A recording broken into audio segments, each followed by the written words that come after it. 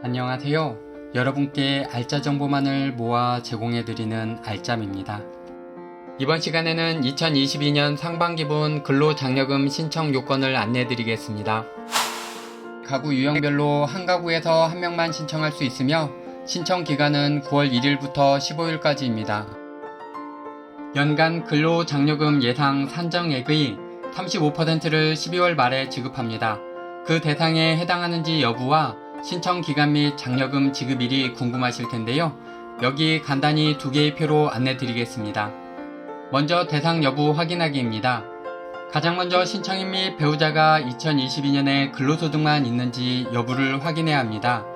그 조건에 맞을 경우 추가로 아래 3단계에 따른 요건을 확인해야 하는데요. 첫째, 나는 어떤 가구 유형에 속하는지이며, 두 번째, 소득 요건은 어떻게 되는지, 세 번째, 재산 요건은 어떻게 되는지입니다. 이 모든 조건에 맞는 경우에만 이번 신청이 가능합니다. 먼저 가구 유형 확인하기입니다. 21년 12월 31일 기준 배우자와 만 18세 미만 부양자녀, 주민등록표상 동거하는 만 70세 이상 직계존속이 모두 없는 경우에 해당한다면 단독 가구입니다. 그 외의 경우 중 배우자가 있으며 21년도 본인 및 배우자의 총 급여액 등이 각각 300만원 이상인 경우 맞벌이 가구이며 그 외의 경우 혹벌이 가구입니다. 이때 혹벌이와 맞벌이 가구 중 부양 자녀 및 직계 존속의 연간 소득 금액은 100만원 이상인 경우 근로장려금 수령 대상이 아닙니다. 두 번째로 소득 요건 확인하기입니다. 단독 가구의 경우 21년 총 소득 및 22년 근로소득이 2,200만원 미만이어야 합니다. 그렇지 않을 경우 근로장려금 수령 대상이 아닙니다.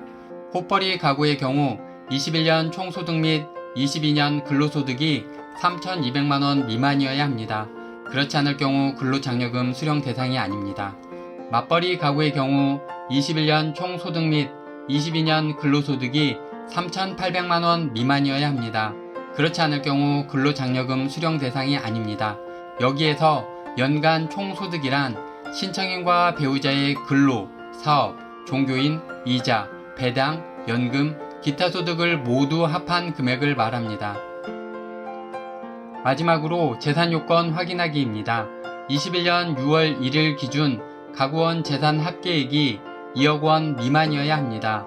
포함되는 항목은 주택, 토지, 건축물, 승용차, 전세금, 회원권, 부동산을 취득할 수 있는 권리, 금융재산 등이며 금융재산에서 부채는 차감되지 않습니다. 두 번째 표에서는 2022년 귀속분 신청 및 지급기간 등에 대해 안내드리겠습니다.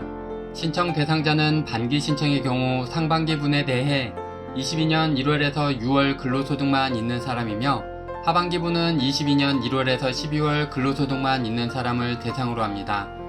만약 근로소득 외에 사업소득이나 종교인 소득 등 추가소득이 있는 경우 반기 신청은 할 수 없으니 이 점 참고 부탁드립니다. 정기 신청의 경우 22년 근로소득 외에 사업, 종교인 소득 등이 추가로 있는 사람입니다. 신청기간은 반기 신청의 경우 상반기분이 22년 9월 1일에서 9월 15일이며 하반기분의 경우 23년 3월 1일에서 3월 15일입니다. 그리고 정기 신청의 경우 23년 5월 1일에서 5월 31일입니다. 신청 장려금의 지급 시기는 반기 신청의 경우 상반기분에 대해 22년 12월 말이며 하반기분과 정산의 경우 23년 6월 말 지급합니다. 그리고 정기 신청의 경우 23년 8월 말 지급을 합니다. 지급 금액은 반기 신청의 경우 상반기분에 대해 22년 근로장려금 예상 산정액의 35% 지급 또는 지급 유보를 하게 되며 하반기분과 정산분에 대해 22년 6월에 추가 지급 또는 환수를 진행하게 됩니다. 그리고 정기 신청의 경우 산정액의 100%를 지급합니다. 예를 들면 장려금 산정액이 100만원인 경우 반기 신청 상반기분은 22년 12월 말에 35만원을 지급합니다. 또한 하반기분은 23년 6월 말에 하반기분과 정산을 통해 65만원을 지급합니다. 그리고 정기 신청의 경우 23년 8월 말에 100만원을 지급합니다.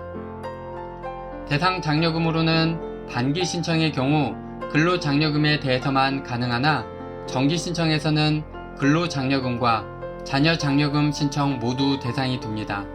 이렇게 간단히 안내를 해드렸지만 국세를 체납한 경우에도 받을 수 있는지, 문의신청 안내문을 받지 못한 경우 어떻게 해야 하는지 등 여러 문의사항에 대해 다음 시간에 안내드리겠습니다.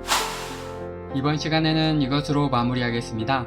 끝까지 함께 해주셔서 감사합니다. 구독과 알람 설정, 좋아요 부탁드립니다. 감사합니다.